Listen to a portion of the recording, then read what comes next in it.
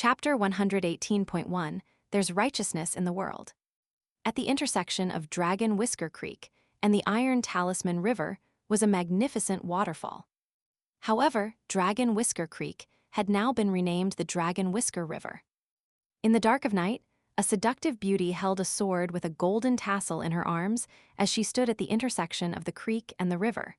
The young woman was extremely shapely, and the fabric surrounding her chest was pushed far and tight. It could be said that she couldn't see her own toes if she looked down. Right now, many strands of the golden tassel were resting above her voluptuous chest. She was none other than the personal maidservant of Her Majesty. Even though she was extremely beautiful, she had a name that was both crude and basic: Yang Hua. The young woman first tossed the incredibly valuable sword of Eastern, treasured Vile Continent, Talisman, into the river with a sudden thrust. She then took a deep breath before undressing herself, layer by layer. She casually tossed her clothes into the splashing Iron Talisman River. In the end, her smooth and curvaceous body was completely exposed. Bathing in the soft glow of moonlight and the rising mist from the water, she appeared increasingly ethereal and elegant. She took a step forward, and her slender body plunged straight down into the river. She was going to enter the river to become a goddess. The young woman had already received an edict from the imperial court, and tonight, she was going to become the formal goddess of the Iron Talisman River. The Great Li Empire had 3 levels of counties: large, medium, and small. Rivers were the same. Beneath the level of rivers was creeks, where the lowest level of waterway deities would reside. Even if one was appointed as the deity of a waterway, one would only obtain the title of river guardian and not river god. Above the level of creeks was rivers, which were then separated into 3 levels again: upper, medium, and lower. After rising 2 levels, the Dragon Whisker Creek had now risen from the level of creek to medium-level river. Above the level of river was Great River, and there was no further distinction apart from this. Right now, the Iron Talisman River had risen from the level of river to Great River. There are 2 words for river in Chinese, jiang and he, and they fundamentally have the same meaning. The best example is the Yangtze River and Yellow River. However, the author chooses to make a distinction here. However, a decision had been made to not construct any river god shrines or erect any golden river god statues for the intersecting Dragon Whisker River and Iron Talisman River. At least not at the moment. They would keep things simple wherever they could. The 2 newly appointed river gods were both unfamiliar names to those in Dragon Spring County. Among them, the Iron Talisman River's formal god was called Yang Hua. Compared to the loud thunder and small raindrops of appointing the new river gods, the imperial court of the Great Li Empire also appointed 3 new formal mountain gods in a single breath. This means a lot of talk but little action. These formal gods would reside in Cloud Drape Mountain, Incense Mountain, and Downtrodden Mountain. The apotheosis ceremony was grand and majestic, and the emperor of the Great Li Empire personally penned the imperial edicts. The sage, Ruan Qiang, helped announce the opening of the altar, and the assistant minister from the Ministry of Rites helped announce the contents of the imperial edict. Meanwhile, the geomantic official from the Ministry of Astronomy and Wu Yuan, the county magistrate and parent official of Dragon Spring County, unveiled the clay golden statues of 2 of the formal gods. There was a whole sequence of elaborate formalities, and not a single formality was ignored or glossed over. The mountain gods in Eastern treasured Vile Continent were divided into 3 levels: the formal gods of the 5 mountains, ordinary mountain gods, and mountain lords. The mountain lords that the commoners often referred to as lords of the land could be viewed as something similar to officials-in-waiting in the imperial courts. Generally speaking, mountains and mountain ranges would remain similar in size no matter how many hundreds or thousands of years passed. Thus, it was extremely difficult for mountain lords or mountain gods to gain promotion if they stayed in the same place. However, this wasn't definitive.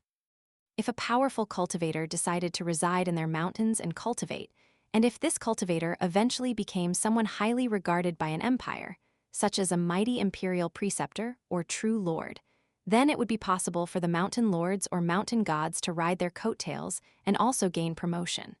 After all, mountains were renowned not for their height, but for the presence of immortals living in them. An extract from one of Liu Yuxi's works. Liu Yuxi was a Chinese ethicist, philosopher, and poet from the Tang dynasty. Among the newly appointed mountain gods, the mountain god appointed to Downtrodden Mountain was especially strange. Only his surname, Song, was known. Moreover, compared to the clay statues of the two other mountain gods that were simply gilded in gold, the entire head of his statue had been specially forged from gold. Apart from this, however, the rest of his statue wasn't gilded in gold powder. Instead, his clothes and ornaments were simply painted using a variety of different colors. It was rumored that this was done due to a secret order from the imperial court. The river was murky, and above it was a violent and thundering waterfall. The toes of the young woman lightly touched down on the precious talismanic sword from the Taoist sect. Like vines in the water, the golden tassel of the sword had already lightly wrapped around her toes at some time. She was being punished because of her achievements. Her eyes were tightly shut, and her lashes trembled slightly as tears slowly flowed from her eyes. However, these tears were quickly swept away by the currents of the river. Even though she had been born with a unique physique that allowed her to have a strong affinity with water and rivers ever since a young age, a traveling Taoist priest had once visited her home and divined her 8 characters for her when she was young. The 8 characters is a Chinese astrological concept that a person's destiny or fate can be divined by the 2 sexenary cycle characters assigned to their birth year, month, day, and hour. The Taoist priest had concluded that she was prone to attracting all kinds of dark and dirty matter in the water. So it was best that she didn't approach any water sources alone, especially places where sourceless water converged. As Yang Hua grew older, it wasn't long before a geomantic official from the Great Li Empire noticed her and brought her before Her Majesty. From then onward, she started to cultivate a top-notch water element technique. Her cultivation advanced in leaps and bounds, and her progress in 3 years was equivalent to the progress of others in 30 years or even longer. This was taking into account the fact that she was only cultivating casually, while the latter people were cultivating in earnest. However, this wasn't the main reason why she had been forced onto this path with no return. One had to realize that becoming river guardians or river deities was widely viewed as taking a severed path by orthodox chi refiners. This wasn't a means to achieving immortality. If a bridge to immortality were clearly collapsed in the middle, preventing one from reaching the other end, could it still be considered a bridge to immortality? Yang Hua understood why she had suffered this fate. She was being punished because of her achievements. This was because she had won the acknowledgement of that talismanic sword in the capital. She had successfully gained control of the sword, talisman, before the young swordsman from Wind Lightning Field, Liu Beqiao. After obtaining this supreme fated opportunity, her cultivation started to advance at an even more explosive speed. However, just as she thought that she was about to reach the upper 5 tiers, a nightmare also crept up on her silently and without warning. Firstly, it was Her Majesty telling her to offer up the talismanic sword and hand it over to Ruan Qiang, the sage overlooking Jewel's small world. After being used to strike the dragon-slaying platform twice, what was returned to her was a talismanic sword that was already teetering on the brink of shattering. However, what could she do? On one side was Her Majesty, who had given her a new lease on life, and on the other side was a sage from the School of Military Thought who was an esteemed guest of the Great Li Empire. She had no option but to grit her teeth and accept this fate. However, she truly hadn't imagined that the Emperor would suddenly issue that decree and order her to become the river goddess of the Iron Talisman River. The young woman stood atop the sword and motionlessly hovered in the river. It was as if she were a deity standing in a shrine. She rid her mind of all distracting thoughts and started to compose herself and focus her mind.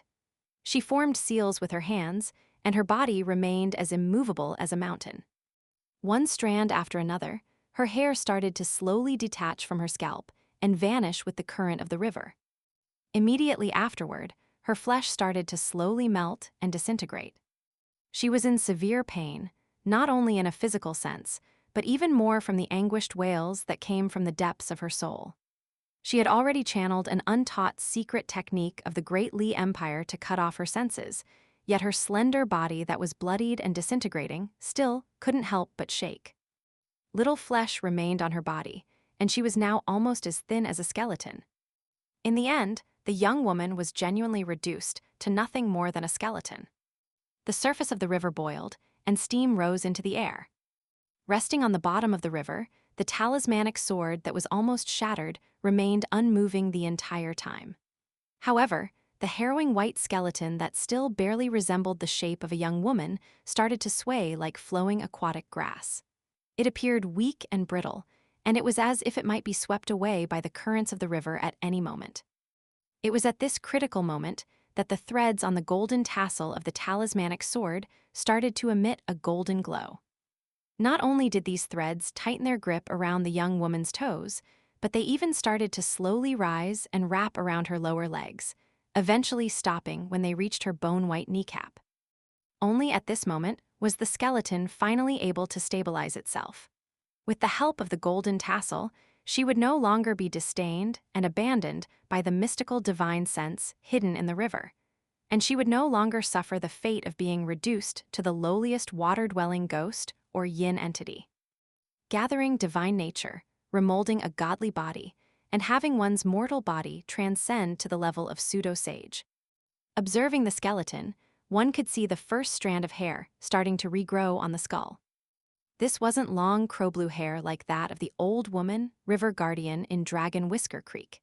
Instead, strands of pale golden hair started to appear on her white skull one after another, becoming increasingly lush and eventually granting her a head of long and gorgeous hair that measured several meters in length.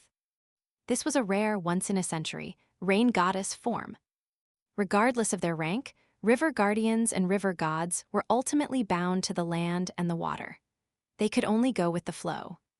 Meanwhile, rain gods that were almost completely extinct in Eastern Treasured Vile Continent could be regarded as heavenly deities that weren't bound by the earth. Even though the rank of rain gods wouldn't be much higher than the rank of great river gods, the gap between them would be like the disparity between the strength of ordinary chi refiners and swordsmen at the same cultivation base. It was actually quite significant.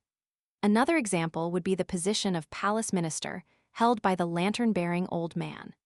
Compared to other official positions at the same level, the importance and influence of palace ministers were far greater in all aspects.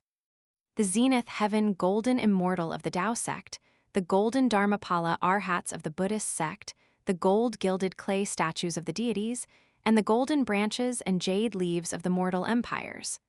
All of these titles included the description, golden. This is referring to descendants of the emperor or nobles. Of course, it was slightly misleading when people referred to the Tao manifestations of deities as golden Tao manifestations. This didn't mean that the bodies of these deities were genuinely covered in gold or made up of gold.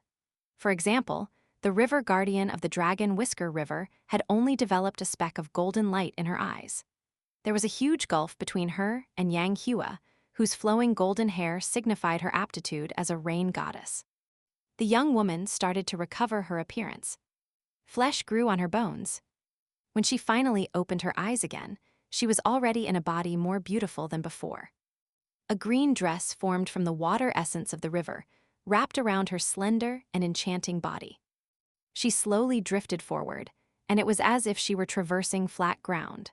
Her breathing was calm and relaxed, and compared to cultivating in a cave abode that was brimming with spiritual energy, she felt even more fulfilled and content at this moment.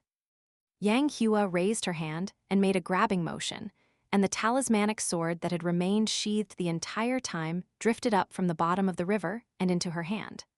Holding the sword horizontally in front of her, Yang Hua lightly pulled it out of its scabbard. She gazed at the startling fractures on the blade. They were like scars on the face of a beautiful woman, and this was something that would cause one to feel sorrow and pity. Now a great river goddess of the Great Li Empire, Yang Hua turned the edge of the talismanic sword upward and gazed down at the blade that was still just as sharp as before. Her voice was gentle as she murmured, "In the end, only you haven't left or abandoned me."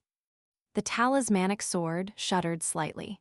Its spiritual energy was exhausted, and it was much like a haggard old person lying on their deathbed. It was completely devoid of spirit and energy. I won't ever view you with disdain, so be it if this is a severed path. We'll walk to the end together. Yang Hua lowered her head and slightly tilted her face. Using the edge of the talismanic sword, she drew a deep gash into her cheek, so deep that even her cheekbone became visible. The surging water of the Iron Talisman River roared by, becoming increasingly vigorous and gallant. It was filled with killing intent, and there was not a hint of resentment or melancholy. Such was the case with worldly matters. Trouble would befall those who possessed cherished items, and punishment would befall those whose talent drew envy. Such was the case with worldly beings. Coming into possession of deadly blades, killing intent would naturally possess their hearts.